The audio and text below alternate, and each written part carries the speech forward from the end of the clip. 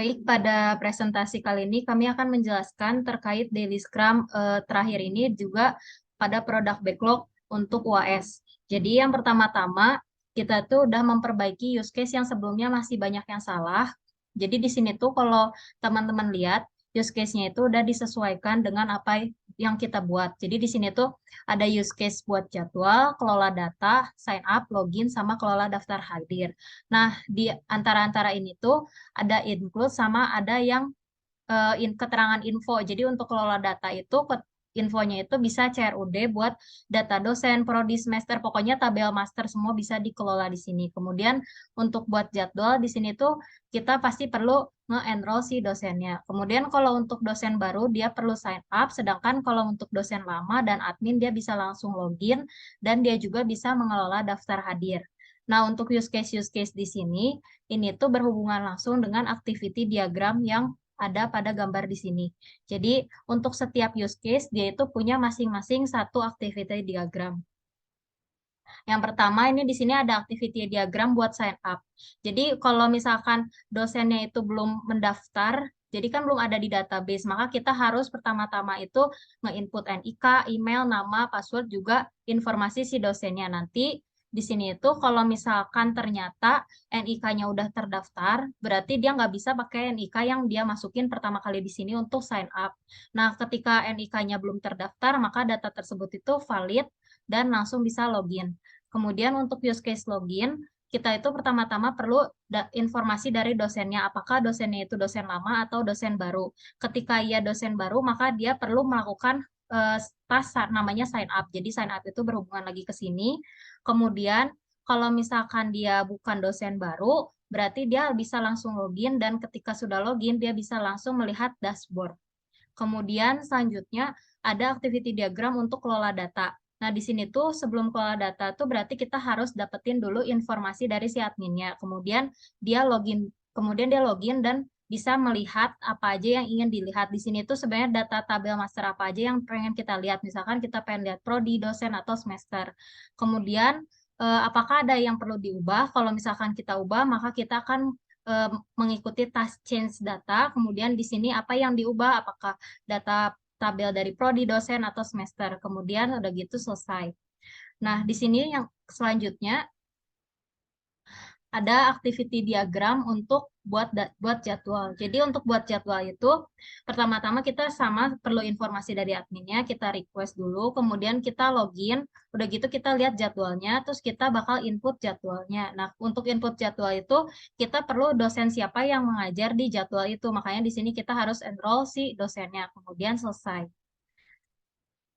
Selanjutnya, di sini ada activity diagram untuk kelola daftar hadir. Di sini tuh daftar hadir itu sama kayak berita acara. Jadi misalkan kita mau bikin attendance report-nya, di sini tuh ada info di mana infonya itu harus nge-upload bukti kehadiran. Jadi upload bukti kehadiran ini tuh bisa berupa PNG atau JPEG. Dan di sini juga kita bisa menambahkan asisten. Kemudian kalau kita tidak ingin menginsert si attendance report, kita bisa nge-view attendance report. Jadi kita bisa ngelihat apa aja rekap yang ada di berita acara. Selanjutnya,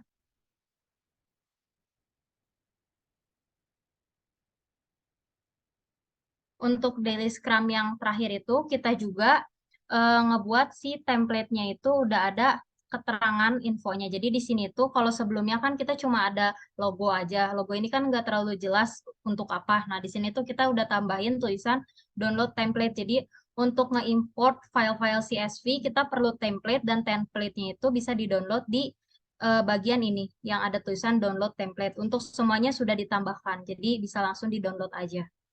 Nanti kalau misalkan kita klik kayak gini, dia langsung ada download.csv kayak gitu. Kemudian di sini juga kita udah nyesuaiin data-data sesuai dari buku panduan. Jadi kalau teman-teman lihat di sini, ini tuh data-datanya udah data real dan kita udah sesuaiin juga sama buku panduan serta jadwalnya juga kayak gitu. Selanjutnya di sini juga untuk data table, kita udah tambahin data table. Jadi sebelumnya itu kita tuh di sini tuh nggak ada buat nge-search kayak gini. Sekarang data table-nya udah tepat. Jadi kita bisa search melalui data table di sini. Misalkan kita ingin mencari jadwal mana saja yang milik Pak Andreas. Kita bisa langsung klik aja di sini. Maaf, tadi salah ada ketik. Nah, kayak gitu. Nanti di sini kelihatan jadwal Pak Andreas itu ada di hari Senin, ada kelas A, kelas B, dan mata kuliahnya apa aja, serta waktu dan sebagainya. Kemudian, untuk import data juga, kita tuh di sini tuh udah bisa import data lebih dari 100 data. Jadi nggak akan request timeout. Jadi kalau misalkan teman-teman punya data yang banyak, nggak usah khawatir, di sini bisa langsung import aja. Selanjutnya, untuk produk backlog yang terakhir yang kita akan jelaskan dari awal banget selama 1 semester ini, kita akan mulai dari login. Jadi di sini kita tuh udah buat tampilan login. Tampilan login ini kita perlu NIK sama password. Jadi NIK sama password ini yang jelas sudah terdaftar di database. Jadi bisa langsung dilihat aja di database dosen, terus kita lihat NIK-nya berapa, juga passwordnya. Nah, kalau teman-teman lihat di sini passwordnya juga udah sesuai dengan hashing. Jadi kita kalau misalkan di sini 123, tapi kita di sini nggak akan ditulis 123. Ini akan lebih aman. Selanjutnya, jika teman-teman belum ada datanya untuk login, kita juga bisa register a new user. Jadi walaupun di sini bukan produk backlog, tapi kita tambahin supaya kalau misalkan nanti perlu login, terus kita belum punya datanya, kita bisa langsung daftarin aja NIK, email, nama dosen, password, sama di sini tuh untuk confirm passwordnya. Jadi kalau misalkan di sininya ada kesalahan ketik, di sini bisa kecegah. Jadi misalkan ini 1234 ini tuh nanti kalau nggak sama kayak gini, misalkan ini NIK-nya 111, emailnya xxx, gmail.com, terus misalkan nama dosennya xxx. Nah, kalau misalkan register gini, passwordnya kan nggak match. Nah, ini tuh mencegah supaya kalau misalkan password yang kita buat itu ada salah atau typo kayak gitu. Tapi kalau passwordnya udah sama, dia bisa langsung register dan udah masuk ke database. Kemudian di sini kita akan coba masuk aja punya akunnya Bu Juli. Oke. Nah, Bu Juli ini selaku admin juga dosen, jadi tampilannya akan beda dengan tampilan dosen-dosen lain yang role-nya cuma dosen aja. Bedanya di mana? Bedanya tuh di sini nanti kalau bagian data sama formnya itu nggak selengkap sedetil milik admin. Jadi kalau dosen itu dia khusus cuma untuk dosennya aja sendiri, nggak bisa untuk nge-update role lah kayak gitu. Nah, di sini tuh pertama-tama kita bakal coba lihat untuk tampilan home. Jadi untuk tampilan home ini di sini tuh udah kelihatan. Jadi kita pertama-tama ada pertemuan keberapa dan ini tuh walaupun Bu Juli itu selaku admin, tapi ini data-data yang ditampilin itu hanya khusus mata kuliah yang Bu Juli ajar. Kemudian di sini itu eh, bisa juga kita lakuin delete. Jadi di sini kalau misalkan mau dihapus, ini bisa langsung klik aja delete kayak gini. Misalkan kayak gini. Seperti itu. Nah, delete dia langsung ke hapus si datanya. Kemudian eh, untuk dosen di form dosen ini di sini tuh kita bisa tambahin dosen baru. Jadi misalkan karena Bu Juli ini kan selaku sebagai admin dia tuh bisa nambahin dosen baru. Misalkan di sini kita mau tambahin NIK-nya 12345. Kita cek dulu di database apakah ada dosen yang 12345 NIK-nya. Di sini nggak ada. Jadi seharusnya dia bisa masuk. Kemudian misalkan emailnya kita pakai xxx@gmail.com.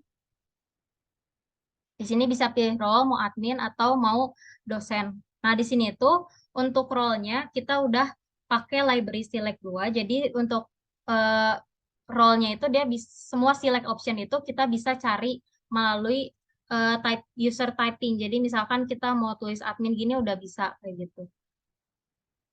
Misalkan yang dipilih admin, kemudian bisa langsung diklik submit. Nah, kalau misalkan udah kayak gitu, kita bisa langsung cek di tabel dosen ini. Kelihatan di sini NIK, email, sama nama dosen, serta role-nya udah masuk. Kayak gitu.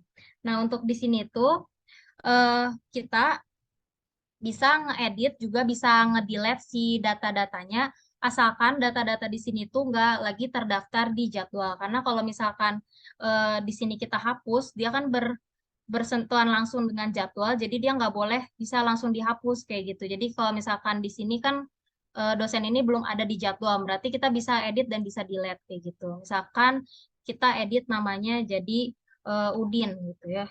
Nah, kita klik submit aja. Kemudian kalau di sini udah kelihatan bisa berubah. Dan karena ini tidak bersangkutan dengan jadwal lain, maka seharusnya bisa dihapus. Seperti itu. Berbeda untuk misalkan Bu Adelia atau Pak Andreas ini harusnya nggak bisa dihapus karena dia itu eh, kalau misalkan ada yang bersangkutan dengan jadwal dia nggak bisa dihapus kayak gitu. Kemudian di sini juga untuk prodi. Jadi di sini tuh bisa nambahin prodi. Ini eh, caranya sama aja kayak di dosen atau di detail. Jadi kita bisa masukin prodi, misalkan prodinya kita masukin 999. Terus di sini misalkan nama prodinya sastra gitu. Terus misalkan tingkat prodinya S2 gitu ya. Di sini tinggal langsung submit aja. Dia itu udah bisa masuk kalau teman-teman lihat di bagian prodi. Di sini udah ada ID prodi, nama prodi, sama tingkat prodinya. Di sini juga sama sistemnya bisa untuk edit dan delete juga. Jadi misalkan kita mau edit, ini ada salah gitu, misalkan bisa langsung diedit aja. Kemudian di sini bisa langsung untuk di delete. Seperti itu. Kemudian di sini juga eh, kita ada sebelumnya ada detail. Jadi detail ini salah satu eh, form yang paling krusial. Jadi di sini tuh kita buat nge-recap berita acara kita di sini. Jadi misalkan Ibu Juli mau ngerekap berita acara untuk pertemuannya di kelas, misalkan kita cari Bu Juli. Bu Juli misalkan ngajar di kelas Probis gitu. Nah, ini tinggal diklik aja, dia langsung masuk ke input type-nya kayak gitu. Dan di sini udah nggak bisa diedit-edit lagi, jadi ini udah di-disable.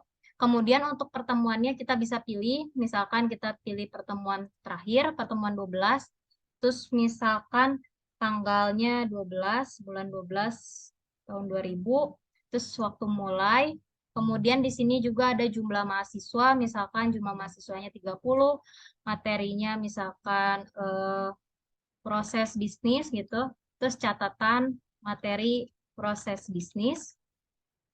Di sini untuk asistennya itu kita maksimalkan 3, berarti ini nggak harus tiga-tiganya ada. Jadi misalkan kita mau ada asistennya cuma 2 aja, di sini kita bisa centang asisten 1, asisten 2, kemudian kita bisa masukin NRP atau namanya. Jadi misalkan di sini karena udah pakai select 2 yang tadi, ini bisa langsung diketik aja. Misalkan kita namain yang satunya Asep, kemudian misalkan yang keduanya Ujang. Oke. Nah, udah gitu untuk yang asisten ketiga misalkan kita nggak mau pakai. Nah, ini tinggal dicentang aja tanpa asisten kayak gitu. Kemudian di sini misalkan jumlah jamnya untuk hari ini misalkan 2 jam gitu. Kemudian kita bisa upload bukti kehadiran. Bukti kehadirannya tinggal diklik aja choose file di sini terus masukin si fotonya, kemudian di-submit aja. Nah, nanti kalau udah berhasil di sini ada tampilan informasi bahwa detail itu berhasil ditambahkan. Kemudian kita bisa lihat di sini. Nah, di sini udah terlihat bahwa data-datanya sudah masuk. Jadi kita masukin ke pertemuan 12, tanggalnya udah sesuai, waktu, kemudian jumlah mahasiswa, serta di sini juga buktinya udah ada kayak gitu. Misalkan kita mau edit, kita mau delete, ini bisa langsung di delete aja. Tapi memang ini harus 2 kali karena kadang-kadang suka ada error kayak gitu. Selanjutnya, untuk mata kuliah, semester, jadwal, dan mahasiswa itu juga sama prinsipnya. Jadi di sini kita bisa masukin mata kuliah apa, misalkan ada mata kuliah yang baru gitu. Nah, di sini misalkan kita masukin IM 999, misalkan nama mata kuliahnya matkul, matkul baru. Kemudian di sini kita bisa masukin prodinya apa. Udah gitu di sini ada jumlah SKS, misalkan jumlah SKS-nya 3, ini tinggal kita submit aja kayak gitu. Di sini langsung kelihatan bahwa mata kuliahnya itu seharusnya sudah masuk.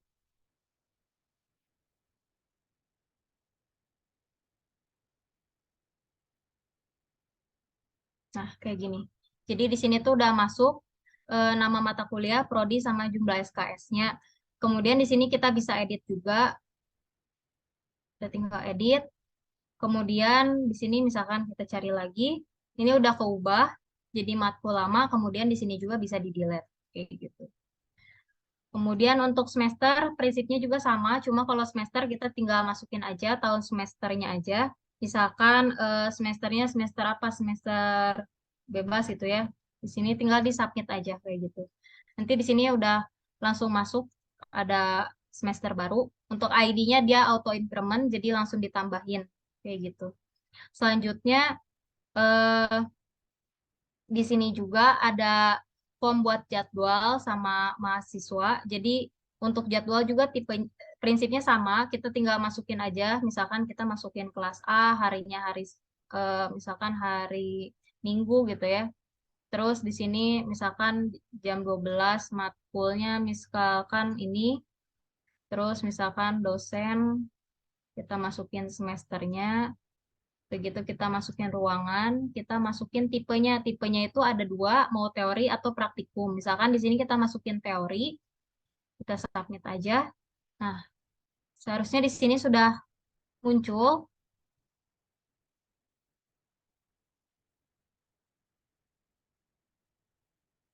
Di sini harusnya udah muncul. Nah, di sini lihat bahwa kelasnya udah kelas A, harinya hari Minggu, terus udah gitu kita udah bisa lihat matkulnya siapa, terus dosennya juga ada Pak Bernat, dan di sini juga bisa diedit sekaligus bisa di-delete.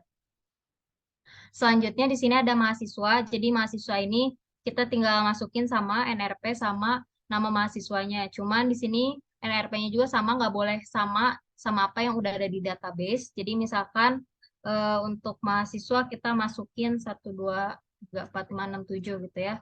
Terus misalkan namanya XYZ. Nah, nanti kalau misalkan udah masuk di sini ada pemberitahuan bahwa asisten itu berhasil ditambahkan.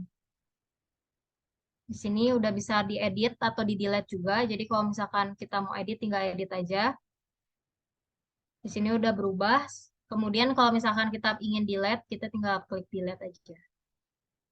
Selanjutnya, eh, untuk bagian impor, ini bagian impor juga sebenarnya udah berhasil. Jadi misalkan kita mau impor dari file CSV, tinggal diklik aja di sini impor. Terus di sini ada bagian choose file, kita klik. Terus kita masukin bagian si data yang mau kita masukin. Misalkan di sini kita udah taruh di SEM, htdocs, attendance web, terus file, terus misalkan kita masukin ini, kemudian kita import.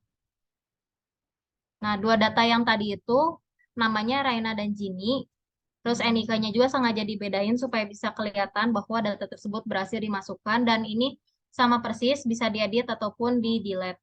Kayak gitu. Jadi ini bisa di-delete langsung. Baik, sekian dan terima kasih.